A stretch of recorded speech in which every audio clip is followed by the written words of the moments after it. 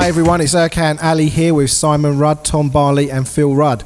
And today's the first Start Your Next Adventure of 2018 and it's the 10th of January. Welcome to the show. So welcome guys, thanks for travelling all the way from Kent and Dartford. No problem, thanks for having us. Yeah, right? That is right. So it took some planning this, didn't it? How do you guys ever get to a racetrack? On the right day at the right place? It's normally me getting in touch with Simon saying, when's your dad picking us up? Logistics planning, we call it. Yeah, no, so we're really chuffed to have you here with us today. The Start Your Next Adventure podcast and show is all about sharing the thrill and excitement of cars, adventures, and I don't think it gets any better than motorsport. And I think being around you guys for the last 3 or 4 years and watching what you go through is, I just want to maybe today we share some of that journey, what you guys go through, why do you still do it, what do you get from it, do you ever feel like giving up, all those kind of lovely things. And has there been any romance between you two at all? You said we're not allowed to talk about some of that stuff. That was all off camera. Yeah, exactly. So so thanks for coming. How did it all start, Phil? I think you're the authority on this for Simon, definitely. Oh, what, for Simon right at the beginning? Yeah. Well, we went down to our local kart track and we went karting.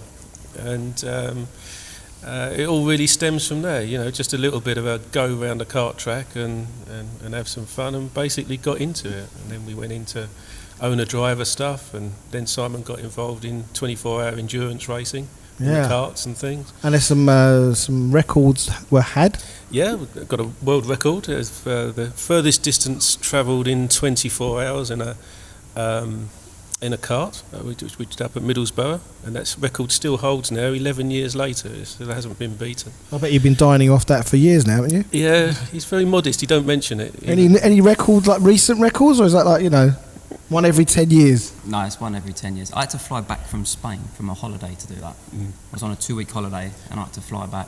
I didn't have to, I wanted to fly back. Yeah. I flew back into Leeds and then, did that and then went back out and carried on. Just like as you do. Life of a superstar, right? Life of a superstar. Break a world record and go back to the beach. So you guys done with me? Cause I was going to say, why'd you bother turning up, Tom? I've got a holiday to complete. It was first class EasyJet. So, you know, when you're watching I've got kids, right? And you're watching them and you're wondering, you know, what's going to end up of them, where they're going to end up, what was it that showed you that racing or motorsport was something that Simon took to naturally? Well, I was doing karting anyway in a small way, and it's sort of a natural thing that Simon was always around the circuit with us. But when we put him out in the car, it was wet. We put him out on a wet day and basically got it sideways and corrected it, and there he is at 8 years old, and I'm thinking, that was pretty good. Sign that kid up.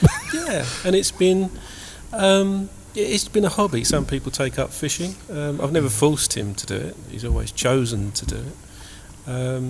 And it's great fun for me because I'm now too old to do it, so it's great fun. So you're living vicariously through your... Absolutely, yeah, don't we all? I'm just at the moment my children play with dolls and stuff, so yes. Just to say, I'm glad he didn't take up ballet. Exactly. But I imagine he'd be good at it. That's what my brother does. Oh yeah. On for the record, Matt Rudd is a ballet superstar.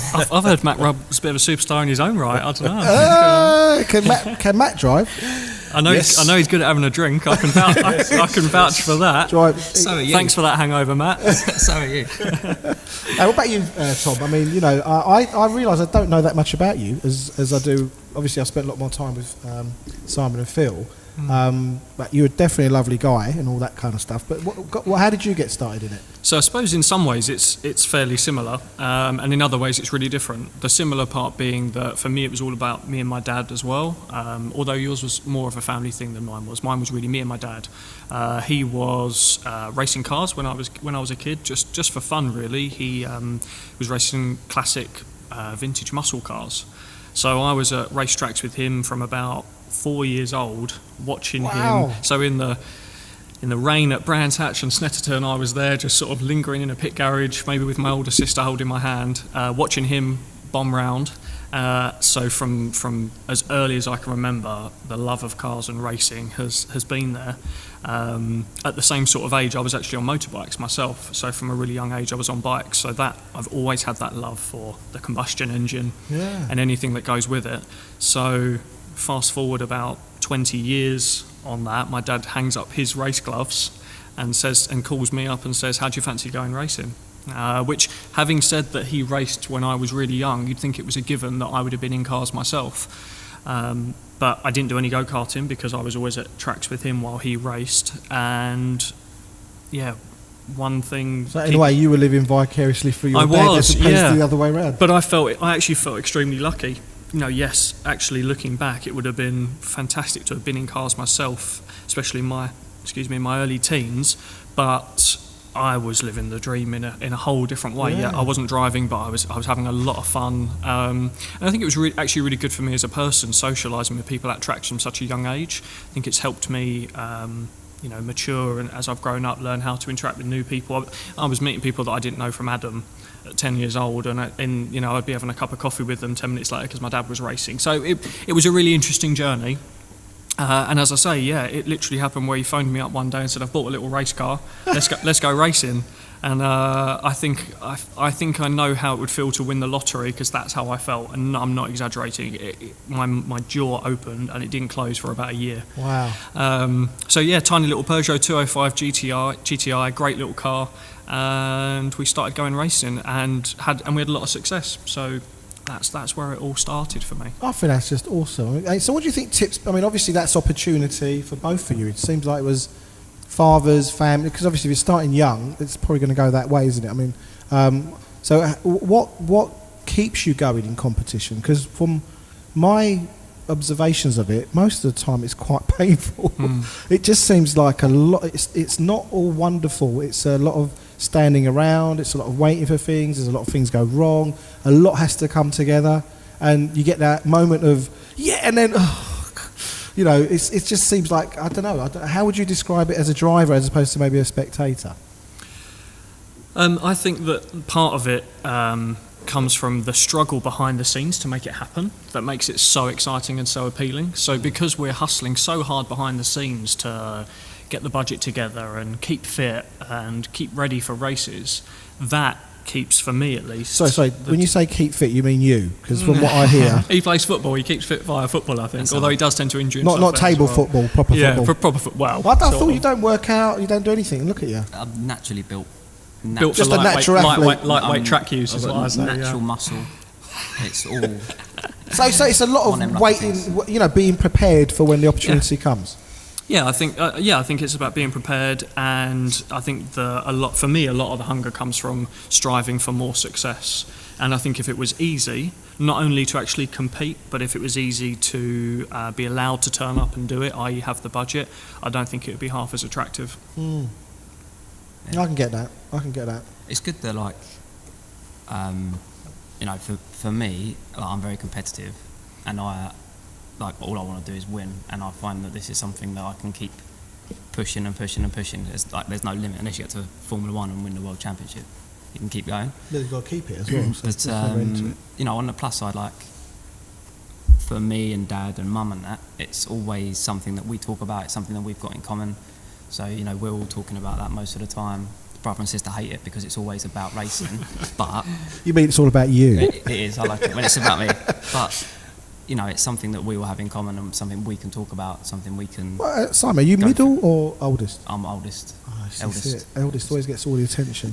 And favourite child.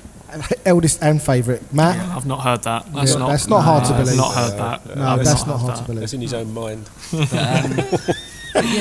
then, in terms of the people you meet as well. So I've met so many people through racing. Yourself, Mr. Barley, we've... Mr. Barley. Thomas. Suddenly got very formal, hasn't it? But we've got, we get on so well now. Even our other halves, Kate and Gina, when we spend time together, it's always a good laugh, and it's stuff like that as well. Yeah. So. I think that's been pivotal to our partnership as well, because we've gone from years of racing on our own, sometimes against each other, sometimes in the same team against each other, and even though we were friends and we would want each other to succeed, ultimately you want the best for yourself, which after a while can become a little bit draining, a little bit tiring to have to be so selfish, and then we this year decided to embark on something where we joined forces. And we were pally, we were mates, but we've developed a friendship, far greater than that now, which I think comes from genuinely wanting the other person to grow. So at different parts throughout the season, Simon and I have been quicker than each other and driving the other person on. And we've each had our low points as well. We've each had, problems here and there, and the other person's been there to give them a good kick up the bum and get things back on track, which is a whole new element to motorsport that we hadn't experienced before. It's quite strange because, I can get not low, but I can get quite frustrated quite easily. And then Tom's there being like, look, stop getting frustrated, get on with it. Come on, this is what it is. Pull yourself together.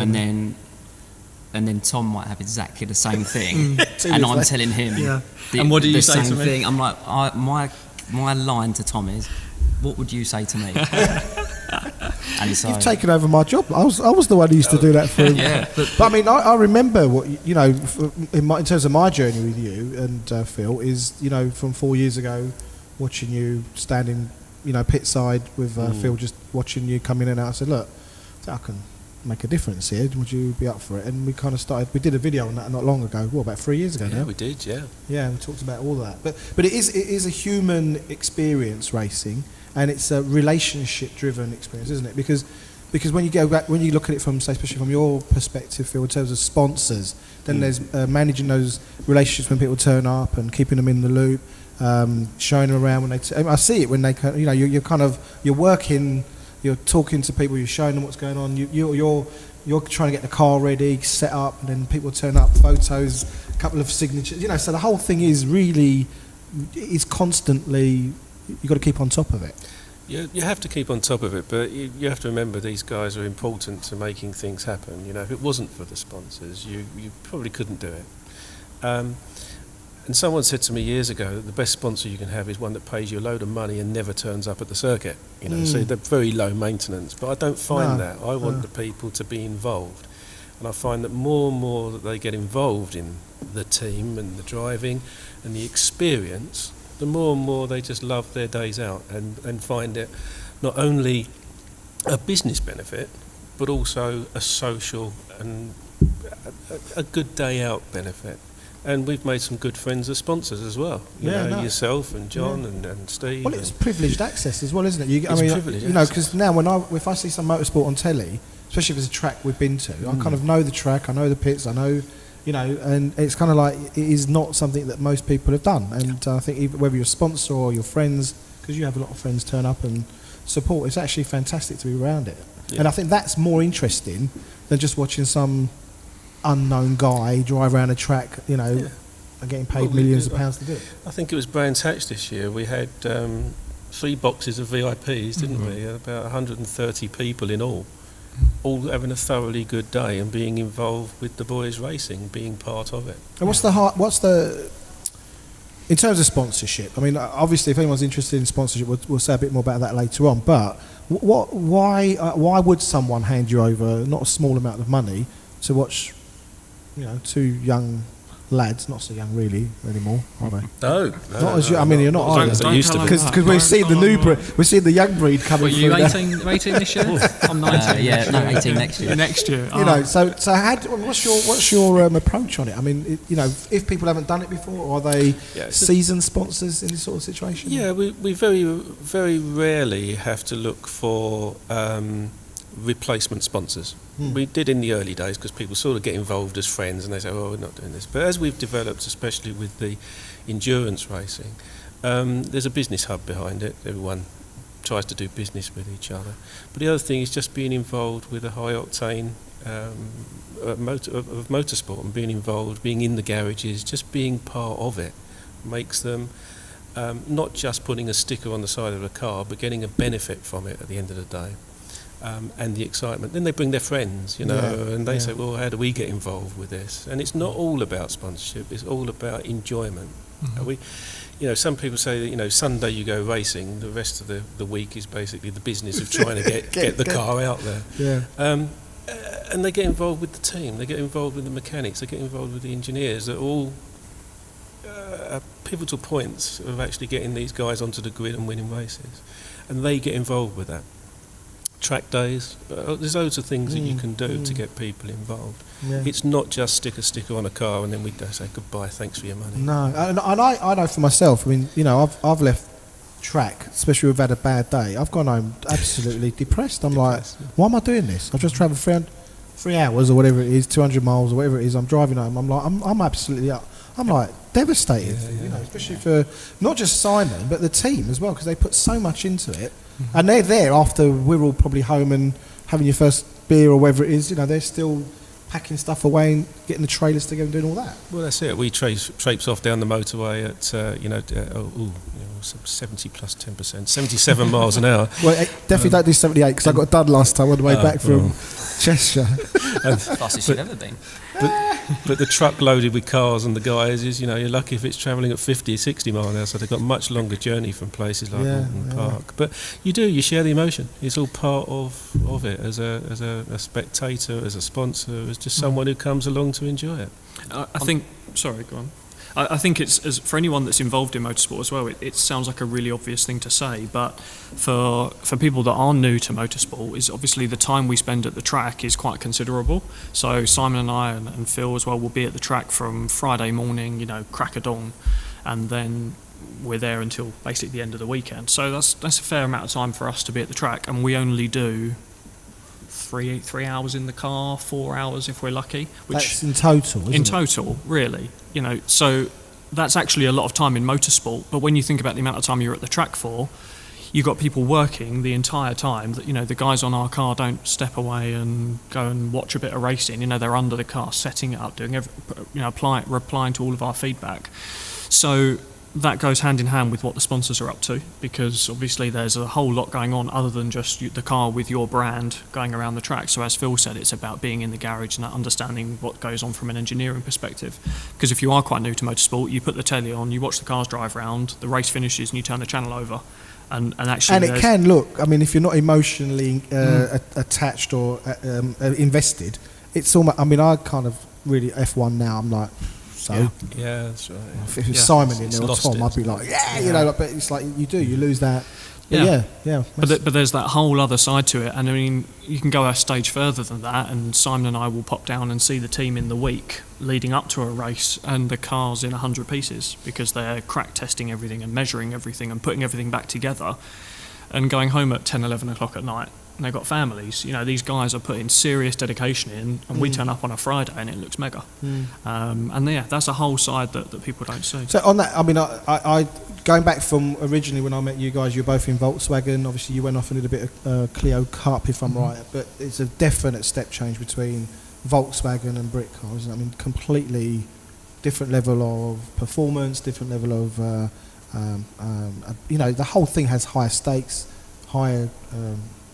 I don't know, I'm losing my train of thought. The cars are completely different. So you've got a Volkswagen, which is basically a Golf or a Scirocco, which has been stripped out, had a bit of work done to it to soup it up, and out on the track it goes. Whereas like the Ginettas and the Ferraris and the Aston Martins and all those other cars we're racing against, the Brit car, are purpose-built race cars. So they have to be stripped down every time they go out on the track. It's high stakes, isn't it? Yeah, massively. And for us, it's great to be able to drive that sort of car because it's great fun. And if you were to put me in a Volkswagen again, I'd be like, where's the power? Yeah, where this thing's broken because it doesn't go fast. I actually pressing the right pedal. I've actually got a funny story on that subject. So years ago, probably around that same sort of time, 2013-14 maybe, I was racing Volkswagen Racing Cup. I think Simon was as well, and I was doing a test day or a track day at Snetterton practicing, and I had my driver coach at the time, who's Jack Goff, who's a touring car driver now, and I had a classic event coming up where I was racing a 67 Camaro, and the guys running that car said, if you're at Snetterton on that day, we'll bring the car along and you can do a couple of laps to shake it down and make sure it's all okay. I thought, brilliant, drive 2 cars in one day, mega. Brilliant. So I did the morning in the Golf, and whizzing around. Jack was giving me pointers, we're going quicker and quicker, and the Camaro turned up at lunch, so I got in that after lunch, did a couple of laps of Snetterton in the Camaro, which, for anyone that doesn't know Snetterton, it's one of the fastest tracks. It's got huge straights. It was a runway in an airport in the Second World War, so you can imagine the length of the straights. And hand on heart, we got back in the Golf, I went down the straight and I was shouting to Jack saying, I think the turbo's gone. and I was being genuine. I was saying to him, I think the turbo's blown, because there was to me, it felt like there was no power left in the car, because the difference, the Camaro's like 600 horsepower, 700 foot-pound of torque. And actually, the Golf's actually quite a fast car. I think they're like 350, 360 horsepower. No. 250, 260. Sorry, I got 100 out. I'm 100 out. But actually, they've got loads of torque and they're a fast car. But I genuinely was shouting to Jack saying, I think it's like, we've got to pull it in. He was like, no, it's fine. And after a few laps, obviously, it feels normal again. But yeah, genuinely thought that the car was broken because of the difference. You know the mantra here, whenever we get into cars, Claudio just goes, put another turbo on it. That's all he ever says, put another turbo on it. So it's like, so there's always, there's no replacement for displacement. Yeah, that's fantastic. it. Yeah, I believe that. Yeah. Was it Enzo Ferrari that said aerodynamics are for people who can't build engines? Exactly. It was Enzo, wasn't it? Yeah. So what have you? I guess what are the early lessons you learnt about driving? Because I came to track pretty late in my life, but I've been on track quite a bit now. But I've never raced. But it really changed my driving. What obviously you guys have grown up with it, but what are the fundamental points of if you're going to start getting good at driving, as opposed to just everyone thinks they're good, don't they? You get on a track and you realise actually you're rubbish. But if you've been doing it a while, you probably are pretty good. What are the keys to being a good driver? I think. Good question, eh, Matt? Yeah, stumped him. Yeah. Just hoping that. I'm going to make notes on this. We're also hoping the competition aren't watching this. Is this a paid subscription service for these pointers? Or? Go on. Checks in the post. I think you have to be committed. First of all, you have to be committed to finding every single tenth of a second. I think, you can get pole, and you could be half a second quicker than maybe 10th or 12th. It can be that close, and you think half a second is not a lot, but in racing terms, it's massive. If you're half a second off, you're coming in going, "What's going on? Something's wrong, or I'm not driving right." I think having a commitment to learn every sort of step and take on board what people tell you. I've had in karting, Dad started me off obviously from his experience, and then obviously we realised that wasn't working, so we got some other people in. And no, I'm joking. No, we. It was actually. It wasn't bad. So we put him in front of a team and said, let's see if he's any good. And this team, the team owner came over, he's in karts, and just said to me, Phil, I know what's wrong with Simon. And I said, what's that? He said, you. but I bet that does come in, because it's your mum and dad around a lot of the time, isn't it? It's not. It's good. Yeah, it's a benefit, and I imagine it could be a stumbling. It's a different relationship, isn't it?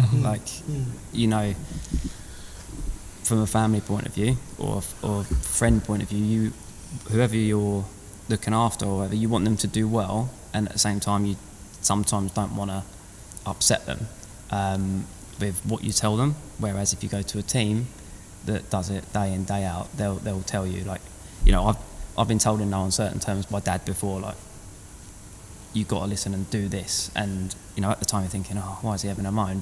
But now you think it was quite obvious to do that. But it's not always easy to see your own game, is it? No, but I think having a commitment and of actually trying to find every single tenth, trying to learn all the time. The rest comes with commitment, and I guess what you're saying is a drive to keep up in the game, taking it to your next level. When me and Tom were racing, obviously we were in the same car, same equipment, same setup, same everything.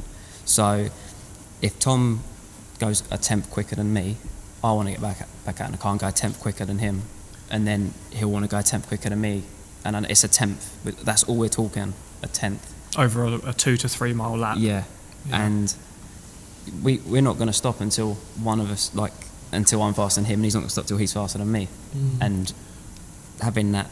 But it seems like you found in the relationship, you found a way of using that as a motivation. Oh yeah, it's never been a negative. We've been very fortunate. Yeah, I think we've not at any point throughout the year have we been. I really thought I'd be quicker today. I'm gutted that because we know that ultimately the performance of the car over an endurance race is what's going to get us a trophy. I think it just automatically. Well, I was going to say that's the tactics between say a 20-minute Volkswagen Cup sprint, I suppose, to an hour or 2 hour. Well, it's 50 minutes and 2 hours, isn't 50 it? and 2, Yeah, which is quite 2 hours, quite a long time, isn't it? Yeah, if you do... You've got to take care of the car, the tyres, Well, I don't. I go first. So You end up with a wreck. if I can use all of the rear tyres, I will. But that's, that is that's another thing to it, is that you'll find a weekend, let's say that someone we're racing against is a couple of attempts quicker than us over a lap. It puts them on a high, and they think, do you know what? Yeah, we're quicker than them. We should beat them. But over a 50-minute race, over a 2-hour race, it's not about outright pace. No. It's about the consistency, and that's what we show. We can put in lap after lap within a couple of attempts, and not go off. Yeah, most of the time. Yeah, and not go off. And whereas some people will literally go as fast as they possibly can, taking that extra risk, putting more strain on the car, more strain on the tyres. And that's something that we found a balance of, I think, this year. Do you think that's come with maturity and the series as well? I think that's part of it. I think the other part is the way that you've grown up with motorsport in terms of actually driving. So some people will come to motorsport quite late and just have a really natural ability at driving fast. And when I say driving fast, that doesn't translate from road driving fast to track driving fast. I mean genuine track driving fast. But they don't know why they're going fast or how. They just know that they can get in the car and somehow they get the lap time. Whereas I would say for Simon and I, having come through ranks of motorsport and really dedicated to it, we have the technical knowledge and mechanical sympathy and all that kind of stuff that's so important to end an endurance race. If you watch any of our onboard footage, we're not, hustling the car or arguing with the car. It's like a fluid motion, and actually if you watch lap by lap, separate laps next to each other on a video, they're almost like carbon copies. Whereas if you go on board with someone who might be as quick, but with less experience or less natural ability, it's all giving it all this, and there's clicks and everything's going on. So that's a massive. Isn't that something to do with mastery of anything? If you're a master at guitar or piano, and you watch people do it, and you go, they're not doing anything, and yet there's this flow. It should look effortless. Yeah. There's, like when Tom was saying about looking at the video and stuff, there was where was it? Was it Snetterton? Donington. So we're going round, and we had Jordan Stilt, who was our driver coach this year, who was amazing. He really, really pushed us. And I was saying earlier about being told in no uncertain terms. He told us to go home at one point. Yeah, he did. He said, "I'm not going to bother coming." He said, "Pull your finger out or go home." And then the next session we went like 6 seconds quicker, didn't we? So absolutely right, yeah, and it was. So, but we're doing this thing, and I think Tom was trying to chase it a little bit, maybe, and we were, Jordan was really pushing us both, saying that you need to brake later here. So we get back in the truck, get the video out, and the video and the sound are out of sync, completely out of sync. So Jordan's looking at it going, Tom, why are you braking like so far before the corner? And Tom's sitting there like, no, I wasn't. I really wasn't. But it was made worse because before we went over the video, I got out of the car and I was like, right, Jordan, I was like, turn one. I was like, honestly, I'm telling you could not brake later. I was like, you wait till you see the car move under the brake. Because he was saying to us, turn one, you need to brake at 100 yards or whatever it is. I want to see the nose of the car hit the floor before you come off the brakes. And I was going down the straight, top gear, and I was thinking, I just want to brake. And I pushed it way past the point that we'd been doing. The nose of the car hit the ground, and I came out of the car, I thought that was mega. And I got out of the car and said, Jordan, I've smashed it, done, turn one. And I was like, home. And then I started preaching to Simon, and I was going, honestly, you can do it. I was like, how'd you like them apples? Yeah, I was like saying, honestly, where you think we've been braking, go way past, slam, you need to stamp on it, put the chip in the computer, and I'm like, here we go, Jordan. And I was like, no. And in the end, Camera don't lie, Tom. Yeah, honestly, do you know, if we hadn't have worked out that there was an issue with the SD card and the sound and the video, I wouldn't have slept that night. Because in my mind, I know what happened, and yet I'm watching a video of something completely different. And in the end, we could see that the video was making the noise of gear changes, and my hands weren't. Yeah, So, but oh god, that was funny. That was quite funny. Yeah, good weekend. I love it. Good weekend. It was, yeah, it's rapid there. So Laura comes to the track quite a bit, doesn't she? Yeah, so, she does. She's pretty much every race weekend. Yeah, we can't get rid of it. We can't stop her. Yeah, she loves it. What's she got on you now, Jane? but it's, I mean, a mother as well, to be so involved in this, and she does a lot of the background organising, and she's just, it's just amazing. So how does that work as a couple? for you guys? Because it is a family affair, isn't it? It is a family affair, and you have to have borders and boundaries, because otherwise you start to interfere with each other's, for a better word, responsibility. I spend time with Simon and the team and Tom when he's around, not working hard. And Laura will do the hotels and organise the logistics of it and where we're going to stay and all that sort of thing. So if I start interfering with that, we'd all be in Travel Lodge. So that's why all that works, because you're not unless involved. Travel Lodge want to get involved, and then Travel Lodge sponsorship. Travel Lodge. I was surprised. We haven't got a hotel sponsor at the moment. Other hotels are available. Oh, but yeah, I was surprised how early on all this stuff's booked up. So I suppose as soon as you know the schedules, these things are getting booked up. I'm surprised I haven't had that Laura email yet. Actually, I don't know. Is she leaving it to you this year? No, it's all booked on. Right, it's all done. Just with the new teammate, he's sorted. We're obviously just waiting to know what's occurring. But yeah, that's all been done now, because these once the circus moves around the country and the drivers know where the races are, whatever, they start booking the hotels. Yeah, absolutely. It's good though, because it's something that we don't have to worry about. No, it's something that Mum does, and then she'll book it for us, and then she'll email Tom saying, look, these are the hotels. She'll either book one for him or say, look, this is what it is, how much it is. And then, I think initially she did like to do all of that and then try and get really involved in the whole racing part of it. But I think this year she's chosen her moments on when to come and talk and whatever, and it's worked. It's worked really well, because as much as I love her, I don't want to talk about what I'm having for dinner tonight halfway through a test day. So he said it. It's worth me mentioning at that point that what Laura and Phil. Do you get a part-time mum as well, then? I do. I get a part-time mum and a part-time dad. Do you have to put up with Matt as well?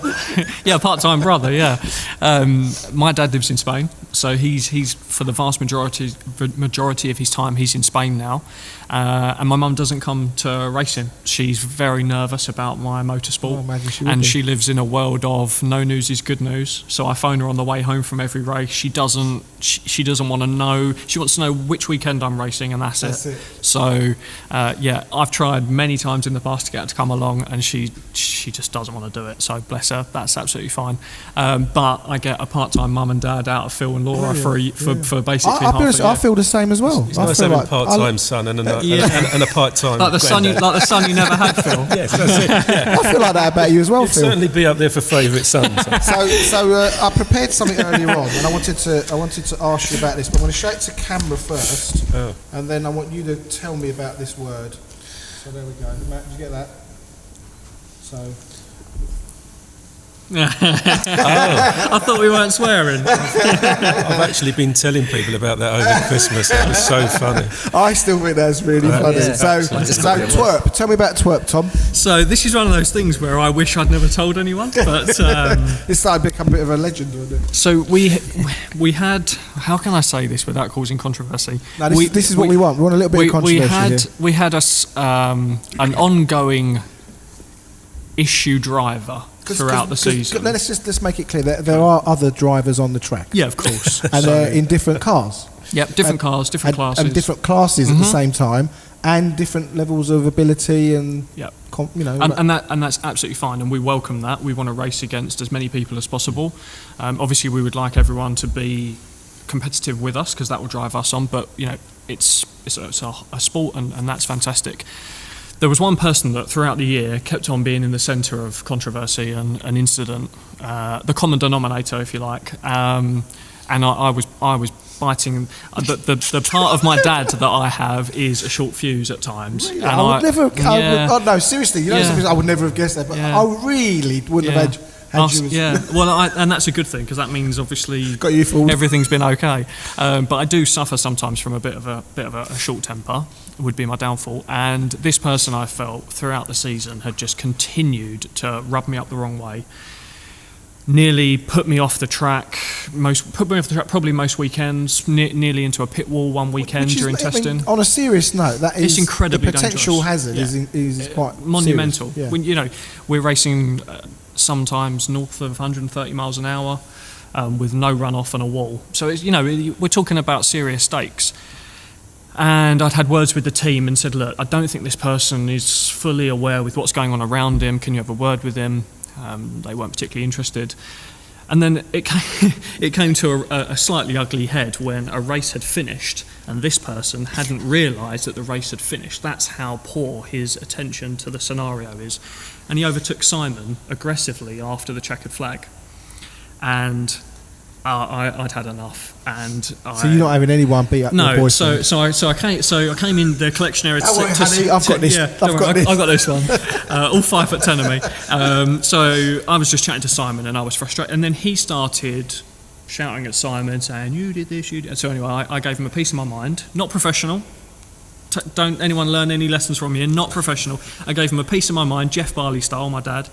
And he then apologised to Simon and said, "But I shall not apologise to you because you're a little twerp," which I think I laughed. You know, I just cracked up, and it was just, what can you do? I bet you go up there and go, "Someone called me a twerp today." Yeah, I came back and told all these guys, and I wish I never did. I think the funny thing is the guy's quite posh, so he did it in a very posh accent as well, which was just hilarious. Just perfect. Yeah, perfect. I would have floored you if you'd have heard. Been there. Definitely. But there you go, a lesson of how not to behave. But you know, some things do culminate after a period of time, and in the end, it's just one step too far, and someone has to say something. I'm unfortunately, that tends to be me in a lot of situations. But we won't go down that road. I'll start telling you about all sorts of horrible stories. From Get Shorty says, "I'm the one telling you how it is." You know, it's like sometimes you got to do it. So so that's all the track stuff.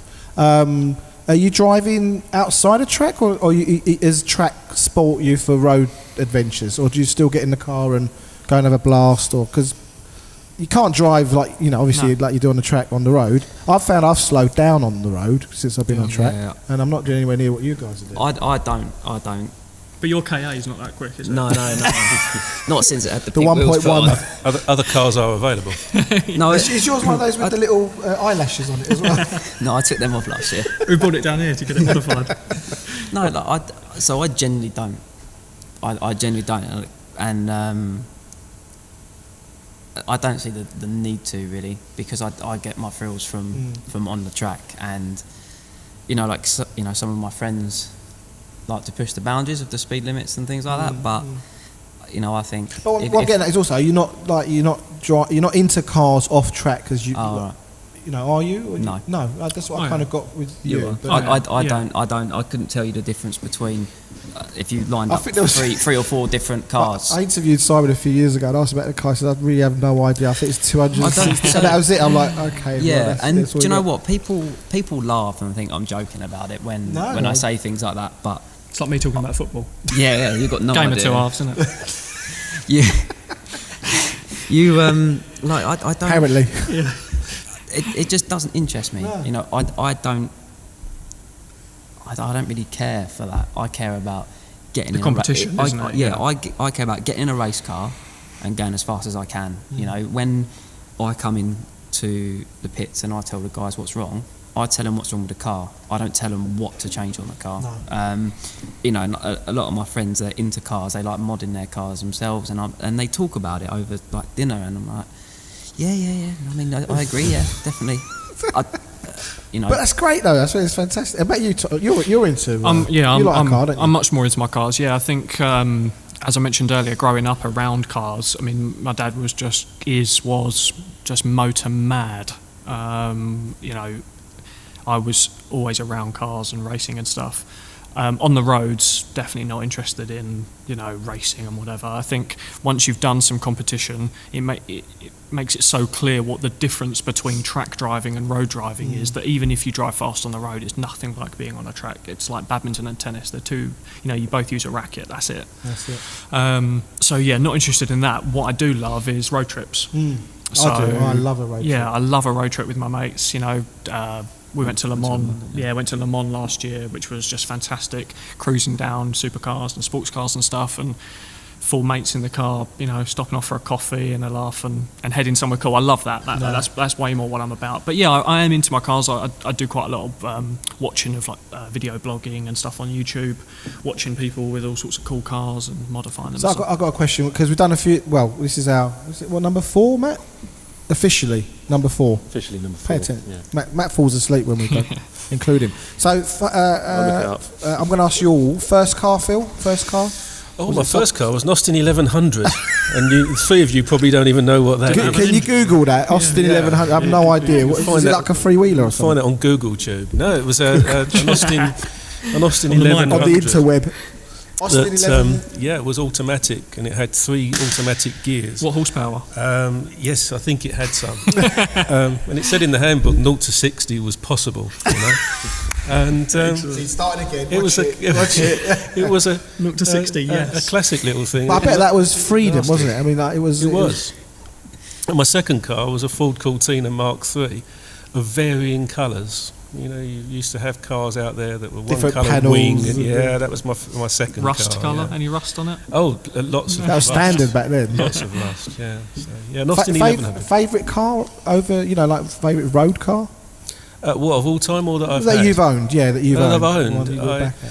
I think that the one that I had the most fun with was a Ford Granada, which I got as a bargain off of a bloke in a bar. I talked him into selling it to me for £1,000, and it was just like the SYNA cars. So it was a Granada gear. So every time you got it, you had that SYNA Oh, and that was it. And You slag. I think I was. Can I say that? I was not. I must be able to say it. It was on BBC, wasn't it? I was 19, and this car was bigger than. The seats in this car were bigger. I mean, they were settees. You know. Were they like bench front? Or were they No, it wasn't that old. Yeah, and I think that's the one. But yeah, I've been pretty docile with cars. But as you get older, But you still talk about a wish for an Aston, don't you? You kind I of love Aston Martins. Yeah, and yes, I would like one, and I'll probably get one day. We'll sort that out for you. Yeah, that's right. SORmyCAR. When you stop racing. When I stop racing, Yeah. he'll The buy money one. spent. When his dream's over, yours can start. Yeah. It's not that it's getting it past the missus, really. It's getting it past Laura. You know. How do I get the shopping in it? She says. Yeah. So That boots for the golf clubs, I thought. I don't play golf. Oh, there you go. And he At least lost. you're sane. Tom, first car. My first car was a Peugeot 106, Ooh, fantastic. 1.1. Brilliant. Popular.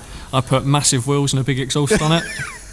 Oh yeah, very classy. What colour was it? It was red, and it was my sister's car before it was mine. just for the extra, just for the That's why you had to put the exhaust extra on bit it. of street cred. Yeah, I actually tricked my mum into the exhaust. The exhaust fell off. Oh, yeah. And I said to her, well, we could go to Peugeot. It's going to cost £300. Or there's this company down the road, and it's £180, and it makes a wicked noise. Stainless steel. And she went, yeah, go for it, do it. So yeah, that was it. And You love that car? I loved it. It was brilliant. Yeah, it was great. I put a sport badge on the back of it. Why not? Well, they used to put go faster stripes, didn't Yeah. they, in the 80s? Stripes, but, yeah. Now I That's look before. at people that do that and I judge them, and I shouldn't, because that was me. Yeah. You should judge them. You should. Yeah. You should. Yeah, great fun, good times. Favourite car so far you've had? I bought what I thought was going to be my ultimate car a couple of years ago. I bought a BMW 1M coupe, the 1 Series with all the M3 bits on it, like quite a special little car, very rare. And it was rubbish. What, that bad? Yeah, actually, rubbish is harsh. It was a great car, but you would need other cars. I mean, it droned on the motorway, and the ride was hard. And if any of my car mates are watching, They're going to be... especially people like Brett and Tyler, they probably won't be. But if they are to watch this, they're going to say, "You old man," because they can't believe I sold it. But I thought it was my ultimate car. I love BMWs, love M cars, and it's super quick and all that sort of stuff. And I had it about 11 months and sold it. So good fun, but yeah. Best car you've ever had? It's the most special car I've ever had. It was the only special car I've ever had, so it wins by default. But yeah, don't meet your heroes. Don't meet they your heroes, say, yeah, yeah, absolutely. that applied. Yeah, I'm not even going to ask Simon. I had a Vauxhall Corsa Hey! big pimping. 1 point, yeah, no, in metallic blue.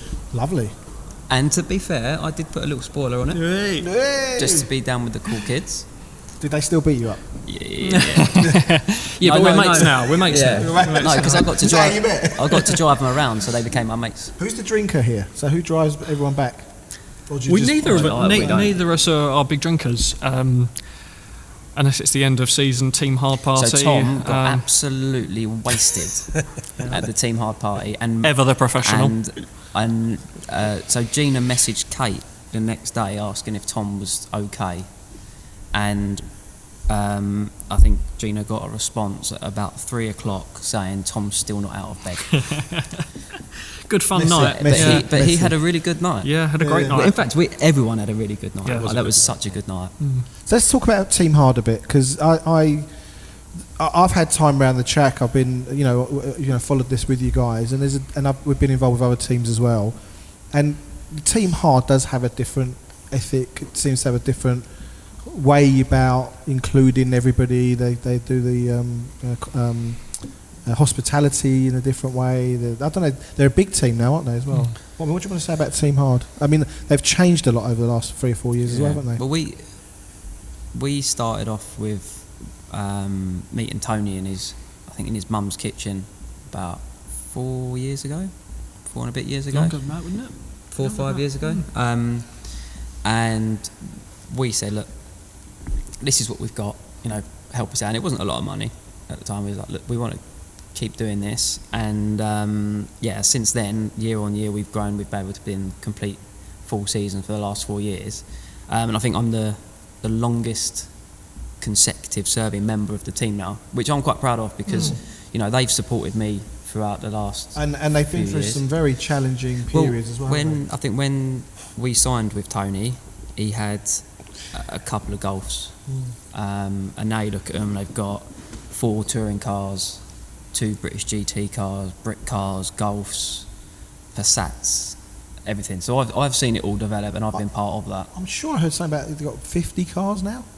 Team Hard? I think he's involved with those, and it's a And massive, a truck. And a truck. now. Yeah, It's a massive. It's a large team now, and it's all down to Tony, just with his enthusiasm and his. He doesn't give up with anything. He wants to make it happen. And when we went to see Tony, we were put in touch with Tony by Mike Joseph at RCIB Insurance. And we went to see him, and we signed up with him after discussing, and then we found out, I only found out that last year, that Simon was his first driver, and when he packed up the previous Team Hard, he'd walked out of there with 1 Golf and a toolbox, and that's all he had. Wow. But when I went to see him, it was all big, and he'd built it up. Yeah. And he's done everything that you think you should do as a business owner, and someone who's actually passionate about the motorsport and passionate about helping young drivers and people come through that possibly haven't got the budget that they would need if they were with another team and win. And they're up at the Auto Sport this weekend, aren't they? Up in Birmingham, and it's mainly around the sponsorship. They call it scholarship. The scholarship, yeah, where he puts people through. You can win the scholarship. You win a season's racing in a Volkswagen Golf, which is quite incredible. That's life-changing opportunity, isn't it? Second prize is 2 seasons in a Volkswagen. No, didn't mean that, Tony. Sorry, Tony.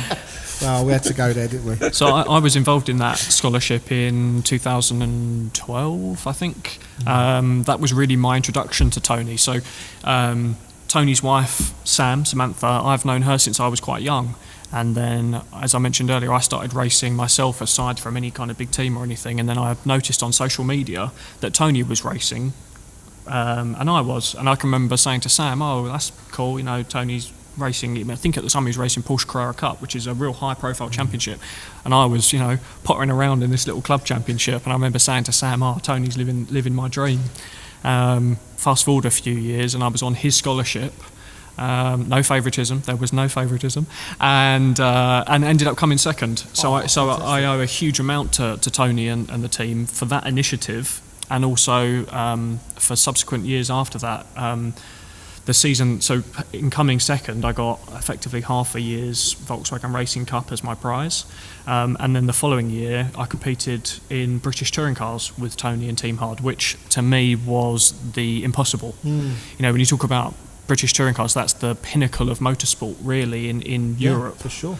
And I would never have done that if it hadn't been for getting involved with Tony and the team. And they've got a very unique feel within the team, which is very family orientated, which is great.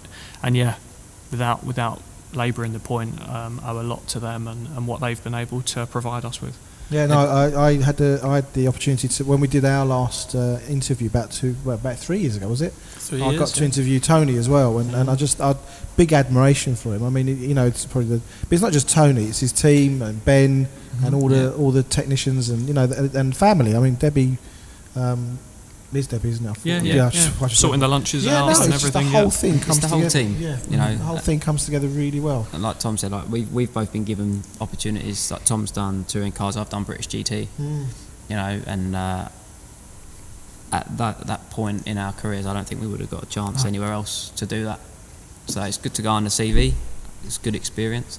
I'd love to do touring cars at some point, but we've got to be lucky to. We're lucky to do anything right now.